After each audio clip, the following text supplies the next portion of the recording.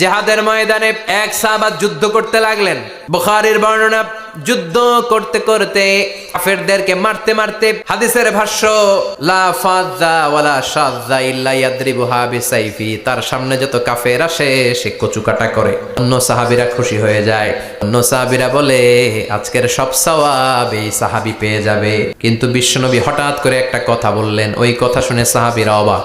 বিশ্বনবী বললেন হুয়া ফিন্নার, ও জাহান্নামে যাবে। কই যাবে?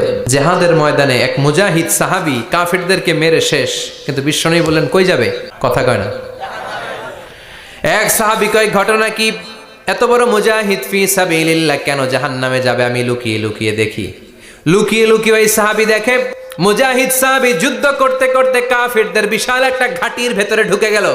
মারতে মারতে মারতে মারতে হঠাৎ এক কাফেরের আঘাতে এই মুজাহিদ সাহাবীর ডান হাতটা কাটা পড়ে গেল।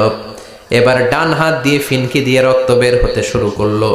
মুজাহিদ সাহাবী আর যন্ত্রণা সহ্য করতে পারে না। যন্ত্রণা সহ্য করতে না পেরে কাতরাতে কাতরাতে নিজের হাতের ছুরিটাকে জমিনের মধ্যে গেড়ে দিয়ে ছুরির উপর ঝাঁপিয়ে পড়লো। পেটের এই দিক দিয়ে ঢুকে ওপাশ দিয়ে বের হয়ে গেল, এফার ওপার হয়ে গেল। মানে আত্মহত্যা করলো, ঠিক কি না? জাহান্নামী না? কথা কম।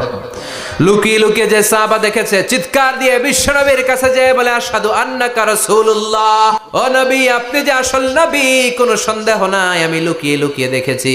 ওই মুজাহিদ সাহাবা বেঁচে নাই, সে কাফেরের আঘাতে শহীদ হয় নাই, নিজের পেটে নিজে ছুরি ঢুকিয়ে আত্মহত্যা করেছে। আজীবন বিশ্বনবীর সাথী, মরার আগে জাহান্নামী। আমরা কেউ জানি না আমাদের শেষটা কেমন হবে। এজন্য আমাদের শেষটা ভালো হোক, ভেরি সেনসিটিভ ইস্যু। আমাদের শেষটা ইমানের হোক। এখন যেমনি মাথা ঠিক আছে, বুদ্ধিমত্তার সাথে শাহাদাত বাক্যের উপর যেন আমরা মরতে পারি। আমরা পড়ি আমিন। চিল্লায় পড়ে না আমিন।